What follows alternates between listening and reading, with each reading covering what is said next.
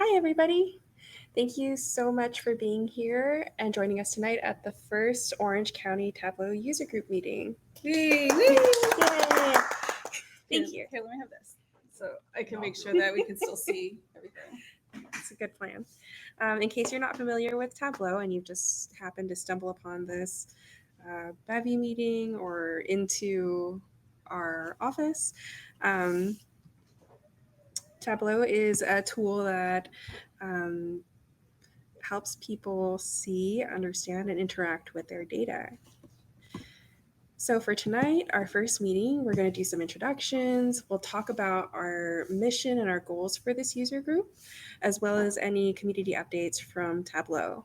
Then we'll have a tip and or trick by Alison, Pitt. And then we'll leave some time for networking. And if you're still here or in person here, we can have some homemade nectarine sorbet made by me. Hi. It's Yes. really good. I've had some before. It's really good. We did a test. Yeah. So before we get into the content of our meeting, I just wanted to briefly introduce myself and your other OC Tug co-lead, Alison Pitt. We are both BI specialists at JLL, which is a corporate real estate company. Alison has been working as an analyst for over 15 years across retail, software development, and now real estate. In her spare time, she uses Tableau in new and interesting ways. I think it's really cool that she feels comfortable really experimenting and trying new things in the tool, even if it's not necessarily the way that Tableau intends. I've put a link to her Tableau public in case you want to check it out because it's some very cool stuff. I am Gemma. I've been working with data for about 7 years, 2 of which have been at JLL. I love Tableau and I get to work in it almost every single day, which is why we've called you here today. Yeah. We wanted to put together this group because our mission is to create an inclusive community of Tableau enthusiasts where we can all learn, grow, and network together. So for this user group in particular, we wanted to make in-person events and hybrid events where we can foster the Orange County Tableau community and we can help each other grow our Tableau knowledge, share our experiences, be a safe space, and welcome in new folks who want to grow their skills. Everyone is on their own learning journey, so we want to support you and help you grow as much as possible. If you're new to Tableau, I hope we can provide ways for you to figure out how you want to communicate, how you want to engage with the community or learn new things. For any experienced super users, we want to have a space for you to feel comfortable presenting and sharing your knowledge. But honestly, I think everyone, regardless of your skill level, has something to offer to the group. So we're always open to hearing whatever you might want to share. So on to our community updates. The first really big one is that Tableau Conference is going to be in San Diego next year. Just super exciting. So if you haven't heard of Tableau Conference, it's this 3-day event where people from all over the world go and immerse themselves in all things Tableau. Tableau will unveil all their cool, new, exciting updates. There will be panelists by all kinds of industry leaders. There's Iron Viz, which I'll talk about in just a minute, and Brain Dates, where you can meet and network with 5 to 6 people and talk about really anything related to data. Oh, I love that. Brain Dates. Yeah. Personally, I haven't attended Tableau Conference in person. I've only done the virtual version, but I can honestly tell you that it kind of changed the trajectory of my learning journey and my career completely. It was a great opportunity to just open my mind to what else I could be learning. It helped me network, and I probably wouldn't be here physically today, like helping and co-leading this tug, if not for Tableau Conference 2020. So I think it's a really great opportunity for everyone. Yeah, if it's like a Star Trek convention, it's going to be a lot of fun. I haven't been either, so I'm hoping that like we'll get a group and we can have a whole cohort down there. Yeah. Wait, are you encouraged to dress up into this? What if we dress up as your favorite chart? Yes. Wow. I'm so excited, but also so nervous. Right, it's on. So, right, Tableau Conference, end of April next year. No mascots. You can sign up online to receive updates. I don't think tickets have opened up yet, but you can get updates there. The Iron Viz behind the build videos are now available online. So if you're not familiar with Iron Viz, it's the Tableau version of Iron Chef, where 3 amazing contestants, they build these really masterful vizzes right before your eyes in like 20 minutes. So these behind the build videos include interviews where the contestants will like talk through whatever their design choices were and in detail about what they're doing. I've only watched a portion of Brittany's so far, but I am excited to check out the rest of the videos as well. The last of my updates is about the new content for Tableau Quest on Trailhead. So Salesforce trails are like lessons that help teach certain skills using on-demand courses. They're all free, so I went to check it out personally. I thought it was pretty cool. The one that's going on right now, at the very top, Tableau Community Kickoff Quest.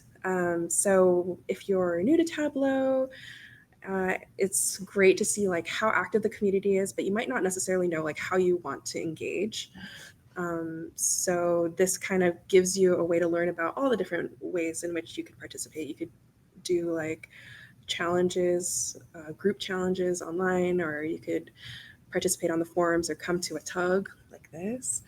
Anyway, a cool thing about doing this one is if you complete the quest by the end of October, you can get entered to win a prize.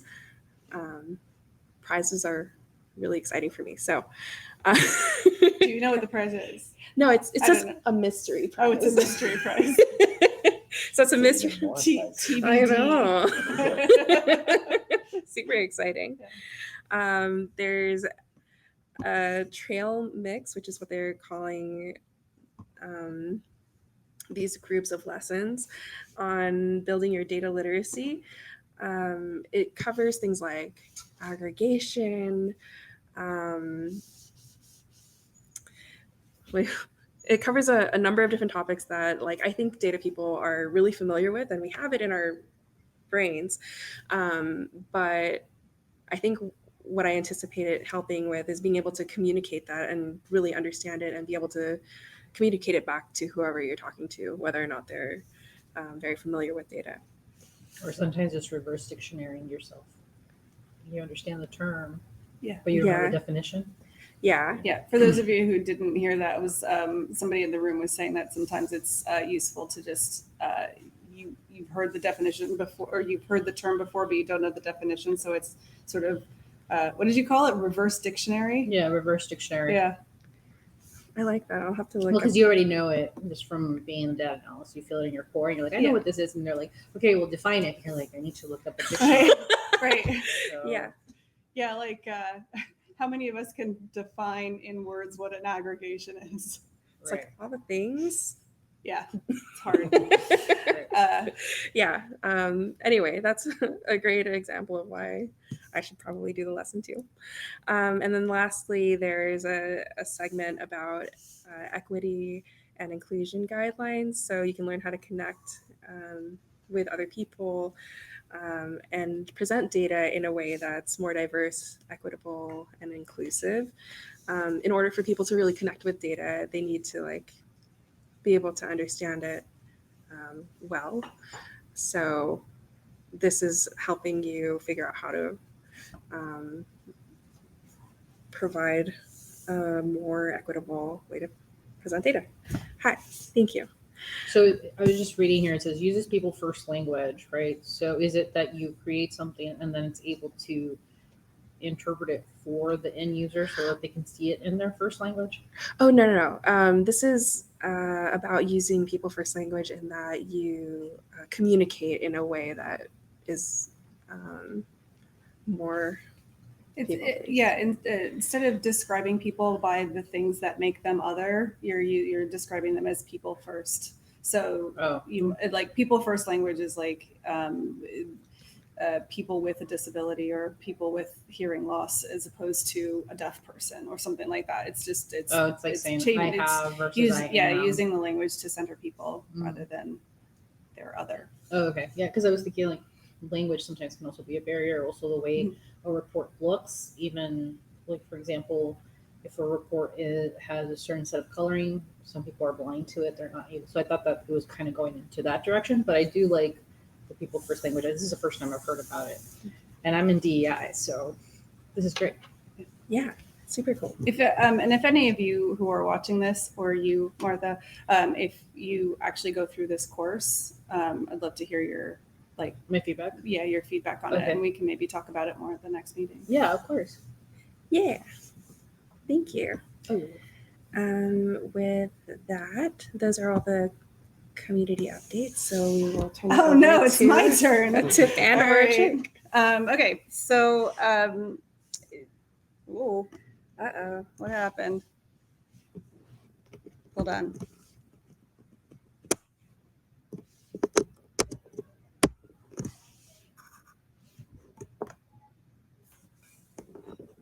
I lost my visual. Just a second, guys.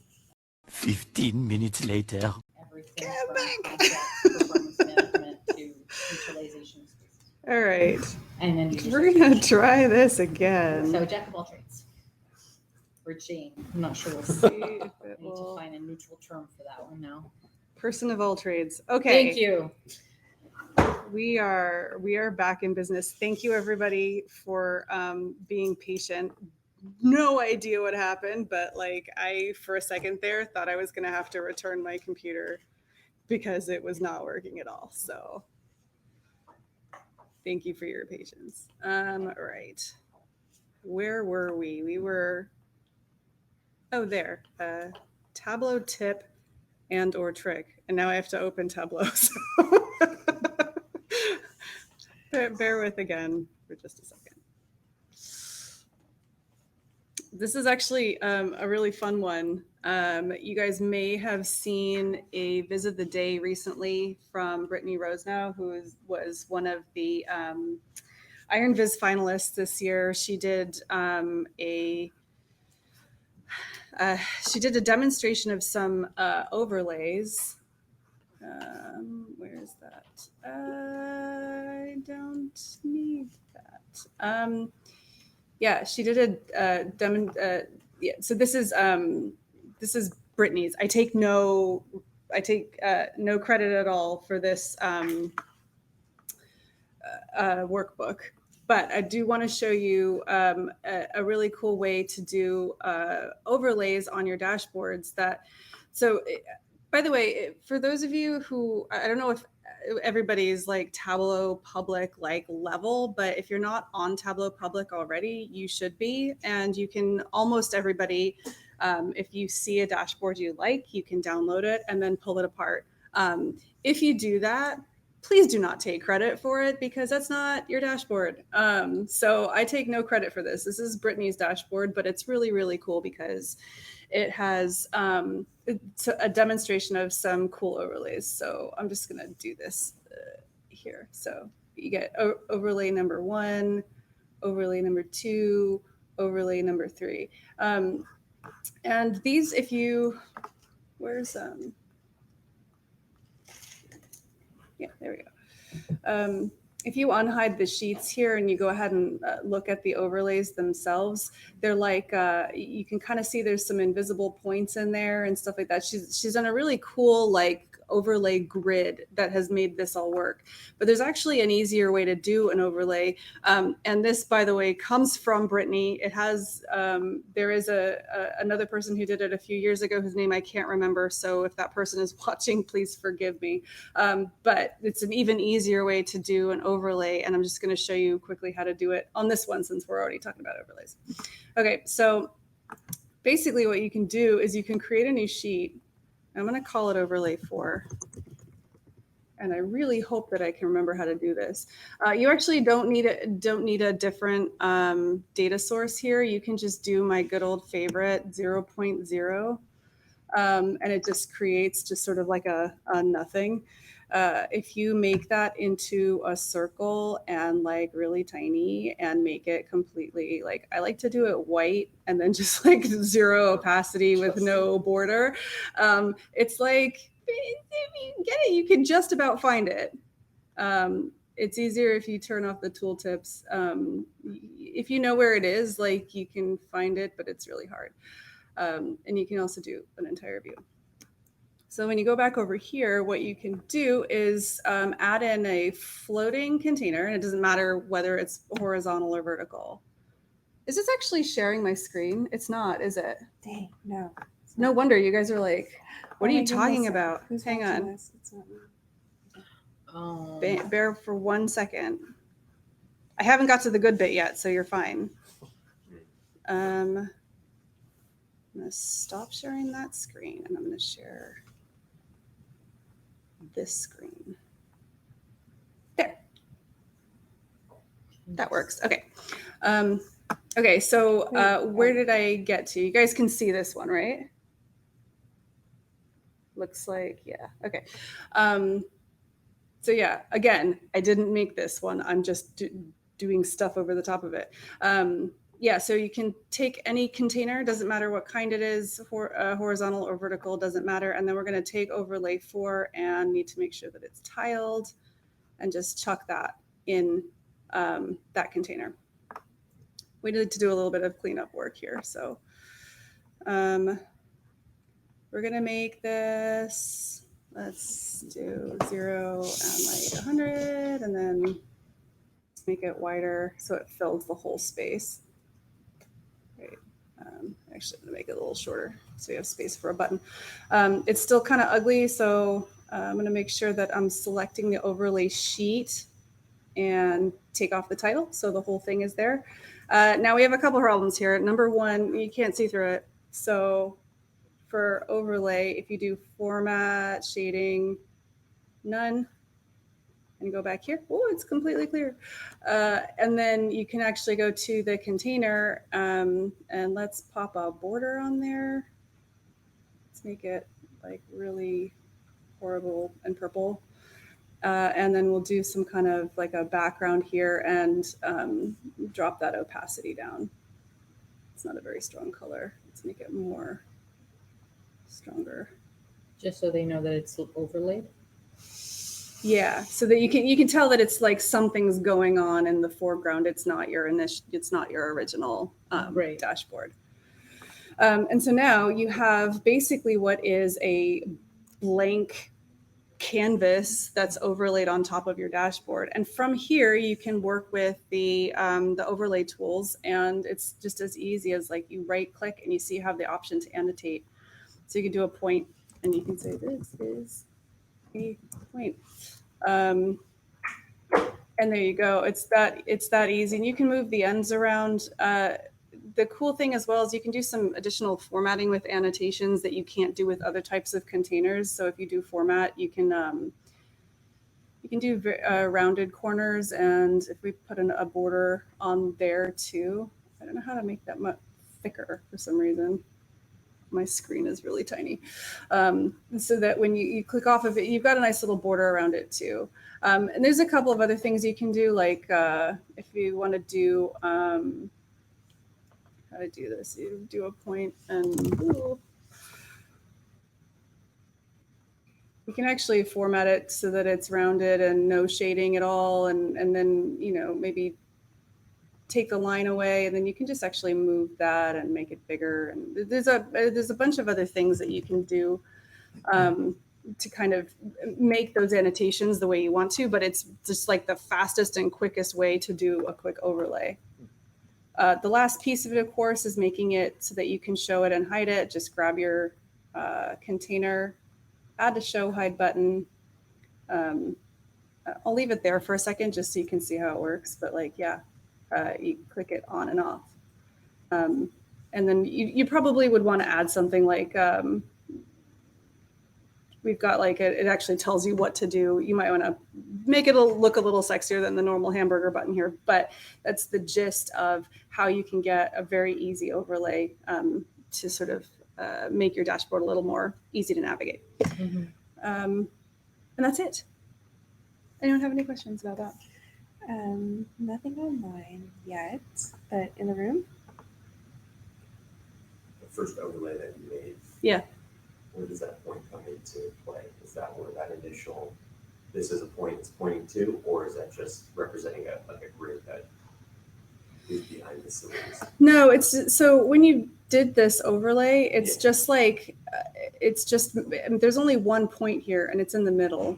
And it just, because you've said you want it to take the entire view, it just makes a space for it. Okay. And then it's just grabbing a place in space to anchor it to here. So it'll always stay the same. Right. If you resize that container, you might need to redo where the point points to, but like on this overlay, it just looks like that. So when you're building your overlay and you're trying to get all these data points onto there, do you have a way to kind of give yourself a guide on that blank page? So that way you can put the dots in the area that you want them to be? So that's a really good question. So somebody in the room here asked, like, do you have like a guide for yourself on where you can put the points on the overlay?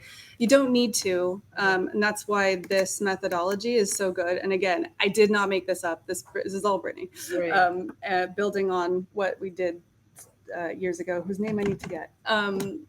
It's literally because you're displaying the chart here, you can click anywhere here and you can annotate it right there. The same way as like you can add trend lines. There's a certain number of things that you can do to modify your charts when they're already on a dashboard, and annotation is one of them.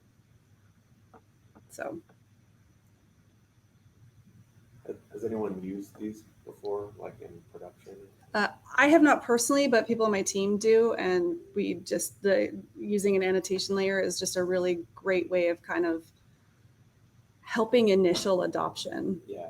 Oh, so I'm just kind of curious to know what any feedback around what the end consumer likes, doesn't like, what's too much, what's too little, because it's kind of hard to try to anticipate. Like a lot of times we think we know what they want to see, and then the feedback is something different. I'm just wondering if you've seen a general level of like desired sort of detail, like how much is too much? Yeah, so with my client and there's going to be components where they're going to say one component that I need is going to be around navigation. So that's one.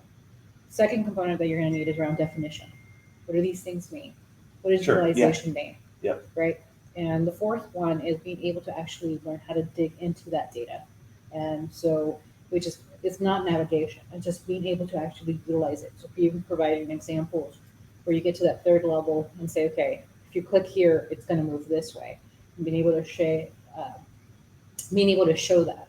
And so as they see these three components, it makes it easier for them to start then getting to that next level. Yeah.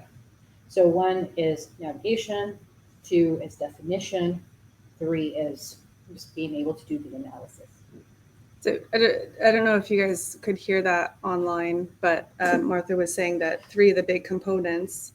Could you put that in the chat? Actually, are you logged into I'm the? not. You're not. I'm like I've been trying to get into Tableau Public, so I can start seeing what you've been talking about. Oh, right. Okay. Because I'm sorry, you guys. I'm a Power BI user, but I was invited very nicely by Alison. Okay. So Charles says that they can hear the audio, Okay, so that's good. Okay, good. Yeah. This is my experience from in that way, but it's still business. It's still Cross-platform. It's the same principles. Yeah. Exactly. Just a different tool. Okay. So, right. I cannot find a mouse. All right.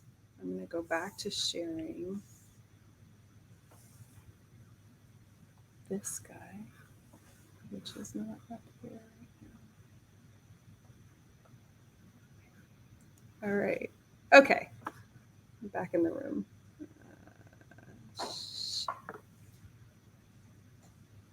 Okay. Right. Okay. Oh, it's me too.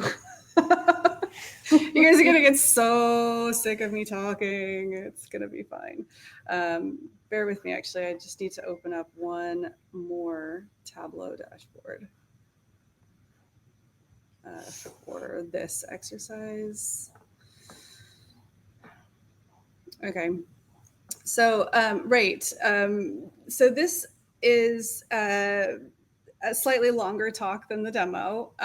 This talk is actually one that I gave for, we have an internal sort of data conference at JLL called JLlytics Day. And it's basically like, you could think of it as like a little mini Tableau conference. It doesn't have to be Tableau. It can be anything that we use as part of our normal data stack, but we get a wide variety of data related topics at that. And so I put together this just as a, because I have just a strange love of putting together, of taking apart other people's dashboards. I don't know if you can tell from the previous demo. And I have like a whole load of tips and tricks that I do. So I wanted to kind of share it with other people. If you, I mean, I don't know how, how experienced you guys all are, if you're all new or if you're just, looking to increase your skills. But a really common thing that happens is that in a business setting, you're asked to either enhance or fix a dashboard that you did not create. And for whatever reason, the other person who made it is not available. And you're kind of like, all right, I'm just going to work with what I have. So every situation when that happens is different. But there's some common things that you can do to kind of sift through the noise and kind of get you on the right track. So I just want to share some things that have worked really well for me in the past, and some little tips and tricks as well that are kind of buried in there. So yeah, a little bit more about me. Gemma already introduced me, but I wanted to reintroduce me. So my background is actually in retail. It's a little bit of software development in there, and then now commercial real estate with JLL. I joined last year as a BI specialist. I really, really like untangling people's dashboards or Alteryx workflows. It's like a weird thing I have, so sorry. It's fun. I also am really into Star Trek, so I apologize in advance for the Star Trek references. There is, yeah, I just apologize in advance. That is a QR code. It's not malicious. It does take you to Tableau Public and my profile if you want to follow me over there. Generally speaking, though, as a safety tip, don't click on QR codes that you don't trust the people, but you can trust me. But then that's what I would say. All right. Anyway, sorry. So yeah, let's move on. Okay.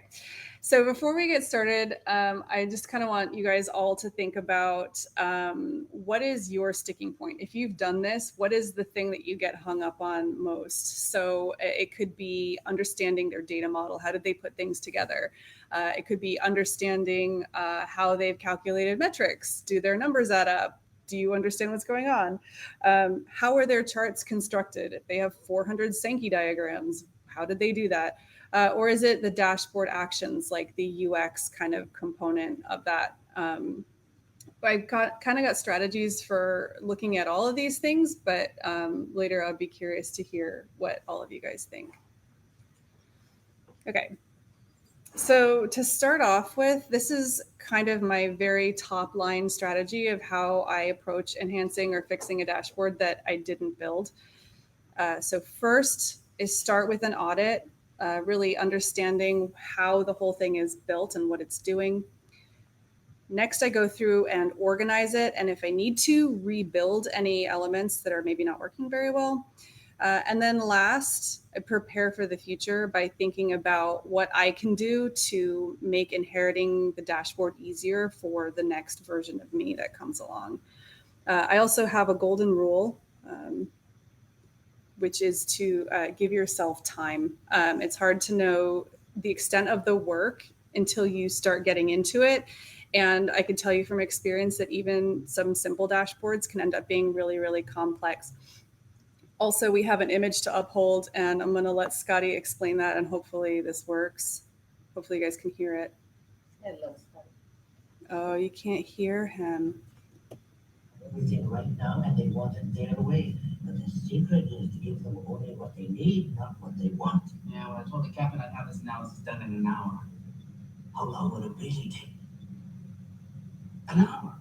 Well, you didn't tell them how long it would really take, did you? Of course I Oh, Daddy, you've got a lot to learn if you want people to think of you as a miracle worker. I warned you about the I warned you about the Star Trek references. Anyway, yeah, give yourself time. It's the number one rule. All right. So first up, how do you audit? We need to understand what the dashboard is doing. So we're going to start with the big picture and think about who is this dashboard for and why did we make this? If you have some documentation, like a scoping document or just like normal, just operational documentation, this is a really good time to consult that. Next, we're going to tackle the data coming in. You want to understand the data lineage, where the data is pulled from, how it's put together in the data model, and what is used or unused fields. Not everybody is super tidy about making sure that they hide fields that they don't use. So some of the stuff that you're looking at could be extraneous, and you want to identify those. Next, I look at cosmetics. So what parts of my dashboard are actually functional and what parts of my dashboard are put in there just because I'm trying to get Tableau to do what I want it to do. That's really common. You have a nice chart, but it won't display the tooltip you want, so you have to make a duplicate and all this other stuff. You need to be able to identify what's actually necessary for your chart versus what's there for Tableau wrangling. Next, to look at how things are displayed. So which fields go with which charts, because Tableau is not very great at like keeping things organized that way on the sidebar. And then finally, we want to look at functionality. So are there dashboard actions that we're using? Are there parameter actions? Are there parameters that you're setting by default? If there's multiple dashboards, how are filters applied across the dashboards, and is there any navigation? All of these pieces, understanding how they fit together, gives you a good overview before you actually start getting into the details, which is what I'm going to do next. Okay. I need to bring up my notes. Really quickly, when Yeah. you have those components where you're having formulas and such, do you have the ability to also write notes within your equations? Yes, we'll cover that. Yeah. Okay, so it's time to organize and rebuild this dashboard, theoretical dashboard that we're looking at. All right, so the areas that I'm going to focus on for the organizing and rebuilding are really to do with the data coming in, the cosmetics, and then the functionality. And for this bit, I'm going to switch over to Tableau and take you through some examples. And hopefully I don't forget anything. So bear with me just one second. Stop sharing that. And we're going to be so pro at this. Like a year from now. Like a year from now, we're going to be so good. You're doing great. We're doing a thing. You're studying the you Okay. got here. All right. Wait. I'm not Okay. going to move my computer at all. Okay. So hopefully everybody can see that. So this is a personal dashboard that I created for Tableau Public. I will refer you again. I did warn you about Star Trek stuff, and this is more of that.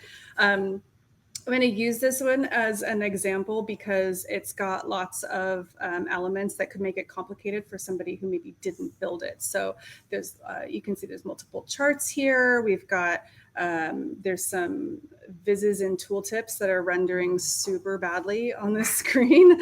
There are some dashboard actions here that maybe will work. Yeah, so there's some dashboard actions there. And there's also some hidden containers. So let me see if that will work. Okay, things like that. Okay. So where do we start with all of this? Because if you don't know how this is built, it's going to be pretty opaque to begin with. The first thing that you want to do is unhide all of your sheets. So right click on your dashboard, unhide all the sheets. And one thing you want to watch out for is Viz and Tooltip sheets, because Viz and Tooltips are, once you do the whole like hide all of your sheets, it like double hides the Viz's and Tooltips, and they won't, when you do an unhide all sheets, it won't unhide the Viz and Tooltip sheet. So what I usually do is when I've expanded all of those, I go from right to left and I just right click. And you can see straight away that this timeline one has an option to unhide all sheets. And if you do that, oh, look at that, there's some more sheets in there. That's for the Viz and Tooltip. So I always just go through all of these and just check, are there any things that are hiding in there? And there are not, so we're good. Okay. So now that I've got all the parts visible, we can have a look. There are some really obvious charts. So like, it's a bar chart, no big deal. There are some other charts that are maybe not obvious what the heck they're doing. By the way, I don't know if that, I'm pretty certain I could never rebuild this chart. I don't know how, like, I made it. There's some, there's some table calculations in there and some random numbers. I'm not sure I could ever do it again. My eyes are trying to focus to bring in the color, and I can't. I have to look away. Yeah, no. So that one's one of the ones that's maybe not obvious. And, you know, your fields over here may or may not be clear what's going on. So we've got a huge amount of stuff to tackle. Where do we even start? Now, keep in mind, like I've done this a few times, and so like my method works pretty well for me. But the thing that I would encourage you to do is just try, right? Don't be afraid of, if the next time you see some crazy viz of the day, go and check it out on Tableau Public, download it and see if you can pull it apart and play with it. Same as this. Right, so let's start off by looking at the data that's coming in. So here we're gonna take a look at the incoming data sources. So you just wanna understand, like, where did these coming from? What's this connection here? I also like to make sure that you know the difference between what is a logical table and what is a physical table. So for example, these are all logical tables here, but if I had some like joins or anything, you might want to double click that and try to open it up and see what the physical table was underneath. I also like to make sure that you understand what the relationships are. So you can either hover over it or you can click on it to get some more information. So where's the one-to-one? Yeah, so you might see ones that are like 1 equals 1. Those are Cartesian joins, so watch out for those because they don't necessarily join on a field. And then one of these, I think, this relationship here actually joins on a calculation because basically it's a conditional. If it's a series, it looks for one thing. If it's a movie, it looks for, or if it's an episode, it looks for something else. So just be aware of that because it will affect like what your data looks like on the other side. Interesting. So next, one of the easiest things that you can do to organize a notebook, a workbook like this is to hide unused fields.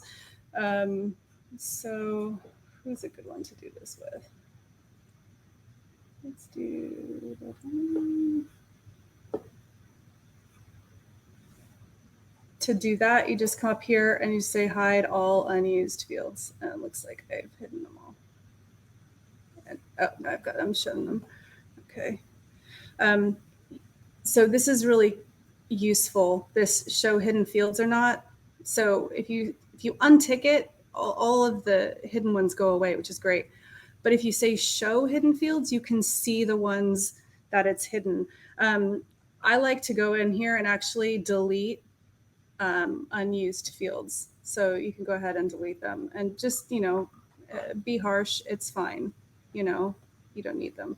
If there's calculated fields that are not in use, just get rid. At this point, you can also get rid of any like unused tooltip actions, like all of these, I think you can get rid of. Yeah, I hope that worked. Most of the time you're pretty safe doing that because if it's actually being referenced by something, it will yell at you and tell you can't do it. So Tableau is really handy that way. It helps you basically. So yeah, getting rid of the unused fields will help you sort out what is actually needed in what you're doing versus what is just left over or something like that. It also helps your I'm going to see what's wrong with your power. the power. Yeah, it should be fine. Oh, Gemma's touching the power. I don't know if You this want is me a to good borrow- idea. you No, borrow we're fine. I can lean you back. No, we're good. Where was I? Oh, so yes, unused fields. There is it's better performance if you hide unused fields. But for what we're talking about, it's really just helping you understand what's happening with there. So as you're doing this, it makes me think: are you working from like the outside in versus when you're building, you're working from the inside out? Is that how you're kind of going through this? Right, exactly. You're kind of you're working with no knowledge of how somebody did stuff because I don't know if you've ever even like opened up an old workbook that maybe you did a year ago, and you're like, what? How? Why? You can use the same technique to go through your own work as well as somebody else's. Yeah. The last thing I will say about unused fields, if you are using custom SQL, this is a good opportunity for you to go back into your data source and actually just take those out of the custom SQL entirely. That way you just don't have them in at all. And then sort of the last thing to do with data sources here, if your data source, your data model is particularly complex and you're not like 100% sure that you know exactly what it's doing, one of the things that I like to do is actually just go up here and create a new data source and rebuild it from scratch and make it match what you need for the rest of your sheets. And then you can do a replace data source. So you can do that. I've done it before. Sometimes you just come across a data model and you're like, why did they make this so hard? And you can do it better. Fix it, do a replace data source. The thing to watch out for with replacing data source, of course, you will lose colors. You will lose if you've done any default sorts or default number formats. You could lose aliases if you've set up aliases. So you could actually be making it harder for yourself down the line. So that's just like that's a judgment call you have to make. If improving the data source makes things a lot easier for you, you might want to go ahead and do that, but it will have some downstream consequences. Just something to watch out for. So this is like your nuclear option? Yeah. Oh, I just saw somebody in the chat was asking about what you said about the custom SQL. Oh, yeah, Charles. So I was saying that where we've gone through and you can see that we've got some hidden fields here. They're unused. So they're in the data source, but we're not using them in the dashboard. Hiding them is great. Also, if you are using custom SQL to bring in your data, you might as well just go ahead and take them out of the custom SQL. Okay. So at this point, I've kind of tidied up the data source. And the next thing I want to look at is data versus cosmetics. So it's basically the bones of what I need to do to understand the construction of this whole dashboard. So one of the first things I do is just make sure that your tab names make sense And if it's relevant, that you organize them by color. It actually took me a long time before I realized that you can, oh, it's down here, that you can color your tabs. And one thing I like to do, especially if you have a dashboard that has multiple dashboards, you can color code your sheets so that you know which dashboard they belong to. That's really helpful. And I know that there are people out there who don't name their sheets. Please name your sheets. It'll make people like me very happy. Yeah. Right. The other thing that I like to do, and you will, is group my data fields by folder and not by data source table. I don't know why you can't set this in Tableau, because I almost never want to see them by data source table. I almost always do them by folder. It is a complete mess to start out with, but it gets better as you go, because you can kind of group things together and it makes it very easy. Let me get rid of some of these hidden fields. All right. Right, so once I've kind of like made it into folders, I'm going to look for some purely cosmetic fields and move them into a folder so that they're kind of sequestered. Some examples, the blank. Some of you might recognize this as a way to prevent highlighting on sheets. You will pretty much never need a blank for like an actual chart. It's always cosmetic. You go down to here, folders, create folder. I'm gonna call it cosmetic.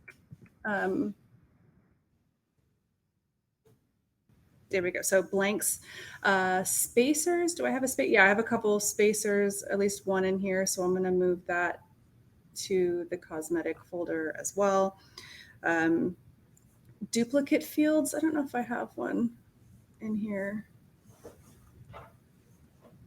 Like if you've ever you need to change the header of something, so you make that you just duplicate a field and then put a space on the end of it or something like that. Those would be considered in cosmetic. And if you ever come across something that you like a field that you're like, I don't know what that is, you can always just try to delete it. And it will tell you what it's used for. So, and even if you do delete it and it all goes red and it goes horrible, because we've all done that, you can always, back out or not save your work and you'll be fine. So no, I do not wish to continue. Anyway, so all those things are going to get stuck up here in a cosmetic folder so that they're not, part of the core analysis there. This part of the exercise is also a good opportunity to rename any fields that you are looking at and you're like, that doesn't mean what I think it means. Let's rename it to something more descriptive. All right. So the next part is going to be commenting. This is all sort of, again, with organizing. And little show of hands in the comments, maybe, or here. How many different places can you put comments inside of a Tableau workbook? Does anybody know? Calculated field? One. Okay. I don't know. Yeah, calculated field is one of them. Yeah. One of them. Yeah. Is there something where you right you click were on at something? Analytics Day. You listened to my presentation. But I was probably comments in the calculated field. That's all I need. Oh wait, okay, yeah, I do. I know. Okay. The window. I can picture what the window looks like. Does anybody else want to guess? No, it's 3. 3? Okay, wait. I was only ready for 2. Oh, well, here we go. This is my favorite part of this presentation because people are like, what, 3? Yeah, so there's obvious ones. Let's, I don't know, who do I want to title? Let's edit this guy. Hopefully don't miss anything.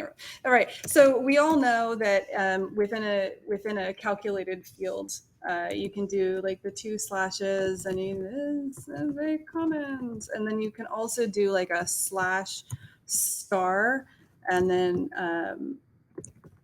wow, I don't know why that's weird, being really strange. And then if you close it on the other end, that'll be a block comment. That you can make that be multiple lines, right?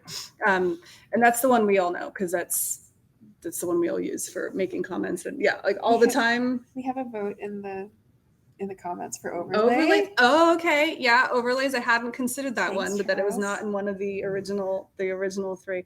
So okay. An example of an overlay. Where is it? Oh, in comment in calculated fields. Okay. I'm not going to say that. There is also, and I like to do this a lot on cosmetic fields a lot. If you right click and you say default properties and comment, this one's fun. I'll show you why it's fun, right? So you could say, okay, and then you get a nice little hover, right? It also like works in here. See, and the best part of it is you can format them. So we can make it like, let's do like Comic Sans. We're gonna make it really big. Oh, hot this is pink. so fun. And then when you hover over it, Wow. ridiculous things like that. Immediately implement yeah, all my dashboards. So there's no agreement. You know what's really sad is I don't think you can see the Oh, I don't think you can see true. the overlay, the pop-ups on the stream, which is really sad. No, it's okay, people on the stream. You don't need to see this. It will hurt your eyeballs. It's huge. It's huge and pink. I can't take it here. I'll take a picture and we can put it up later. Mhm. Yeah. Wait, you keep going. I will take Okay, Gemma's gonna take a picture. Yeah. Anyway, highly recommend that everybody. Oh wait, did it go away? No, Did I you get got it? Okay, cool. Highly recommend everybody give it a try.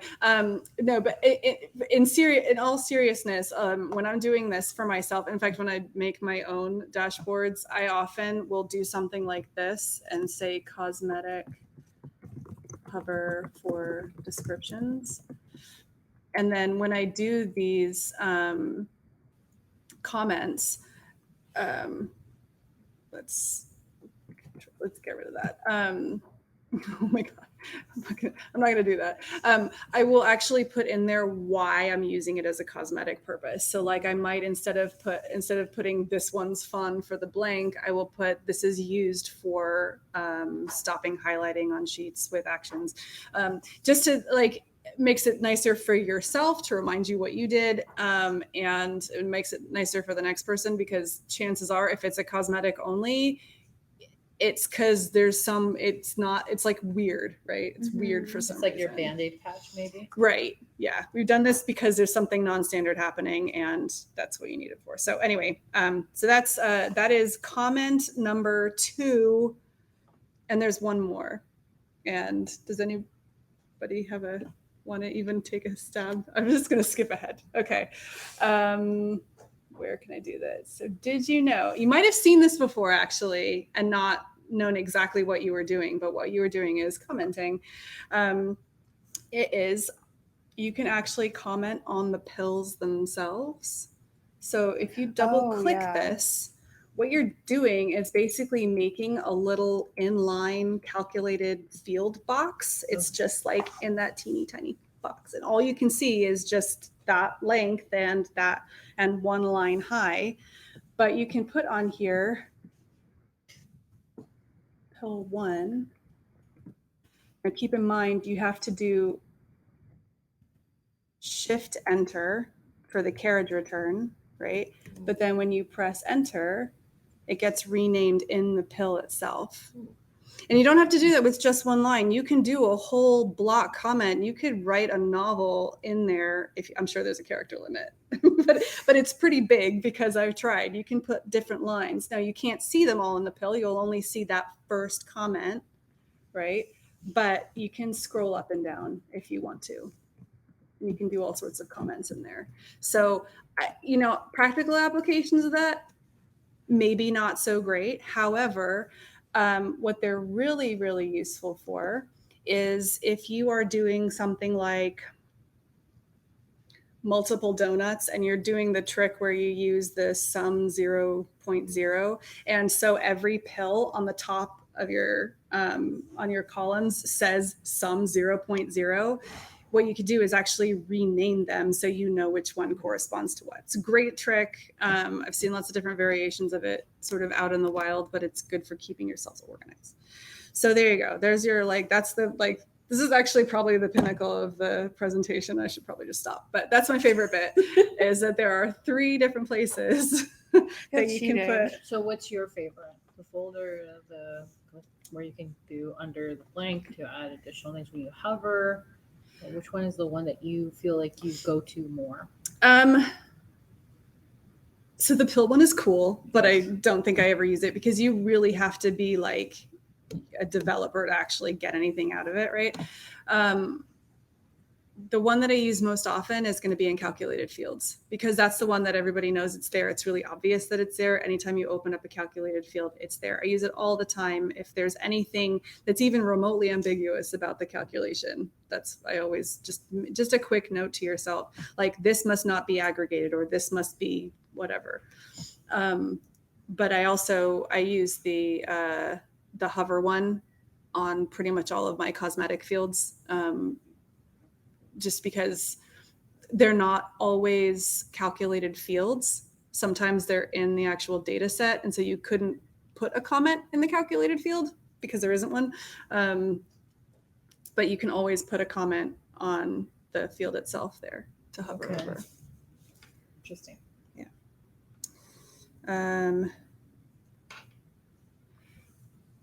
Right. So yeah, that's the last for in terms of like looking at cosmetics versus functional stuff. Once I've kind of organized all of that into folders and however I want it, then I will actually start getting to work looking at the actual sheets themselves. Don't forget that if you ever get to a point where you're trying to recreate a sheet and you can't, it's broken and you can't figure out how to fix it, you can always make a new sheet and then swap it on the dashboard. It's kind of a last resort, but it can. Right. And the last piece, there's actually not much in terms of the demo to talk about for looking at functionality. Oh, there is actually one cool thing. Let me go back here. Okay. So functionality wise, always go in and check your dashboard actions so you are aware of what's happening. Number 1, I didn't find this out for a long time. You can resize that. And you can resize these, which seems stupid, but I actually didn't know you could do that for a long time. Also, make sure you're checking either this workbook or this sheet. If you have something that you have a lot of different dashboards, you may just want to keep it to that one sheet so that you can keep it easy to find. And also, did you know that you can actually sort? That was another one that I found out about couple of months ago because there's no indicator that you can sort it. And I have never been able to figure out what the natural, maybe it's container order or top to bottom. I don't know. Yeah, I've never been able to figure that out, but you can sort them alphabetically if you just click on the header, which is super, super easy. So the last thing that I will say before I click back to the main presentation, and I don't have an example in this dashboard. If you have filters that are, and you have multiple dashboards in a workbook, always make sure that you sort of right click on them and make sure that you understand which, what do they call it? Which charts they apply to across which dashboards. I'm sorry that I don't have an option here to show you because I don't. I wonder if I can add something.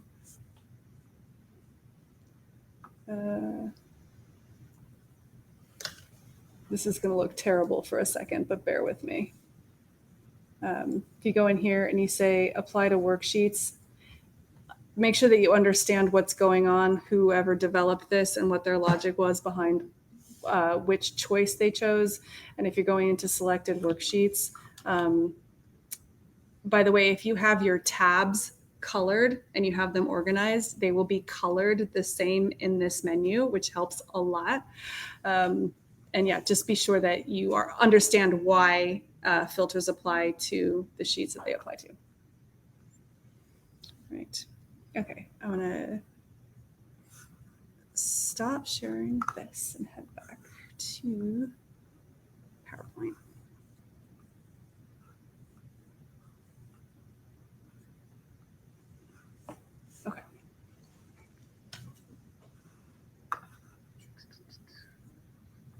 feel like I've been talking forever. Sorry, You need guys. you need like a 2-minute pause. No. I'm like really concerned that everybody's water? bored. No, I'm fine. I'm not bored. I could do this all day.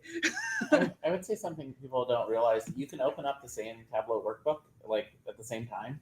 So the one you're working on, you can just open that same one up on a second screen, That And is a then you very can- good tip. and then you can Just side use by side. yeah. And then if you need to do something like replace the data, and you can just sort of like kind of go through it one by one and make it look the same, and then do your replace or or if you're I've doing accidentally dashboards. done that and saved over Oh, like no. a previous version with like the one that I didn't want, and I was like, never again. No, I've but been that's burned. a good really point. good tip. Yeah. I haven't tried that before. If so- you use it under control, like if you're Right. in Yeah. Yes, control if you- situation. And maybe a better way is to copy the dashboard and just open up the second version because they're pointing Yeah. to the same data source. Yeah, of That's- course yeah. they are. Yeah, cool. All right, so we've done the organizing. We've rebuilt our dashboard if we needed to. What comes next? So before I sort of finish off any project like this, I give it a kind of a once over to help make it easier for the person coming next, even if that person is just me from a couple months from now and I can't remember what I did. Building on some of the pain points that we talked about earlier, these are some of the things that I check myself on before I ship that dashboard. So have I created a data model that is as transparent as possible with the data lineage? It's not always that possible, but have you made a data model that somebody can understand?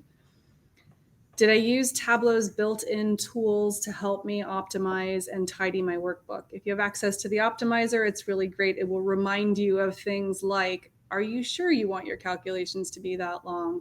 Are you sure you want to make that many date calculations? Are you sure that you don't want to hide some things? It will help you out, and just as a last sort of step before you publish. Slightly passive aggressive, but I like it. Yeah. Have you considered putting your things, your data fields into folders? Have you organized your work in a sensible way that other people will be able to understand? And have you left comments where what you have done might not be obvious to everybody? And of course, I have to say that like all of these things are great inside the workbook. They are methods to complement and enhance good documentation, but they're not a substitute for good documentation. So please be sure that you are also documenting your work somewhere. And in any case, all of these like are little best practices, and they're just low cost ways of making the dashboard nicer for the next person. Okay. So that is what I do when I inherit a dashboard. I'm curious to find out if you guys have any questions. I like the tip about grouping your cosmetic fields together, because I, for a long time, didn't know what to do with them. I would just let them hang out next to all the other things that they were duplicates of. Yeah, you get like a list of due date, space, due date, space, due date, space. I particularly like doing it with hierarchies. Like if you're making custom hierarchies, you can put a comment on the custom hierarchy and explain what all that is too. Yeah. Do you have an example of maybe one of them that you've done a documentation for that aside from the actual Tableau piece? Like do you have like a standard way that you put together your documentation? Yeah, we do here at JLL. So we everything is like we have like a form that we use to document our Tableau workbooks in sort of a standard way. It really, I mean, I'm one of those people that's kind of like a light touch on documentation. However you choose to do it is just going to depend on Your style. your business and your style. Yeah. Because I was thinking in terms of like succession planning, right? Having that type of documentation so that we start training other people and they can use it as their guide. So I was just wondering if there was anything standard that was being used. No, I think it's business versus like it's just how your business is set up. Personally, I think the minimum is to make sure that if a trained user of whatever technology couldn't figure it out, it's the stuff that's in here, right, that you want to document. Your logic, your reasoning, your like what your thought process was. That's the stuff that is the most important to document, because that's the stuff that is gone when you're gone. The rest of it, I mean, things like comments and how you organize things, that is on the surface when you open up a dashboard, right? That's the stuff that probably you don't need to document. Like, I don't need to document all of the fields that are in my dashboard because they're in my dashboard. I don't necessarily need to document what my data model looks like because it's in the dashboard. What I need to understand is, why did I put this related to this? Why do I have a relationship in there on a calculated field? Like, that may not be obvious from just looking at it. That's the kind of stuff that you'd want to put in documentation, because there's not really a place to, there's not like a comments section of Tableau, right? Mm-hmm. Although I have seen people who will do like a whole dashboard and just put text boxes and literally do documentation in like a fake dashboard. I have seen that too. Documentation. Yeah. I mean, I guess technically it's a real dashboard. It's just full of text boxes and stuff. Mm-hmm. Like the next thing. So. All right. Okay. That's me. Yes. Again, thank you for coming and listening, and please reach out if you need anything. What do we got next? Oh, yeah. So we're actually really close to the end of today. We're kind of wrapping up. Yeah. I have a challenge for everybody, and it's extremely low effort. Although, who knows? Like, it could end up being like the Olympics and super competitive. It's probably not going to be.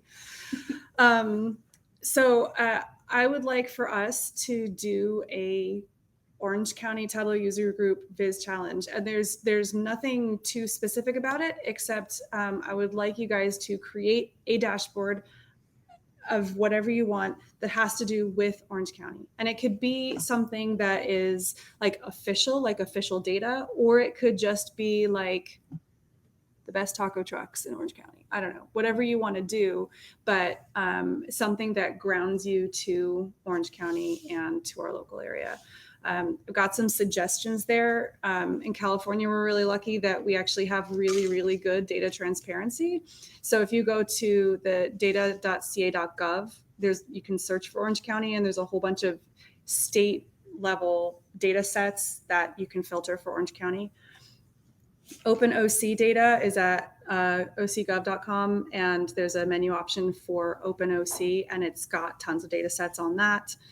The OC Executive Office at cfo.ocgov.com has budget information, which is particularly fascinating. If you have any, if you are interested in how the Board of Supervisors sets the budgets for Orange County, there's some really cool stuff in there.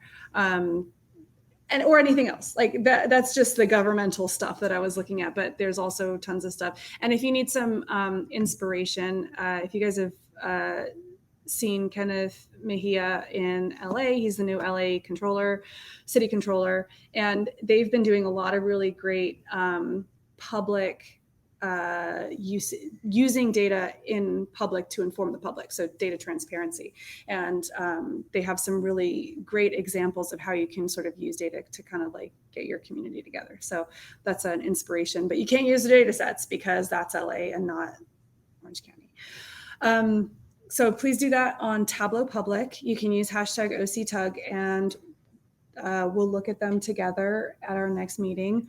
We're going to pull some swag together. So highly recommended to enter something in the Viz Challenge, because we're going to offer some swag as a giveaway for people who participate. So please do that. What's next? Oh, should we just go ahead and talk about our next one? Yeah. Yeah.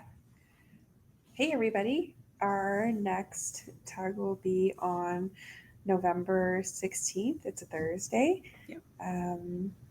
Probably here, but definitely online. Hopefully fewer technical difficulties. We're going to go We're for going to it. get better at this. So thank you for sticking with it.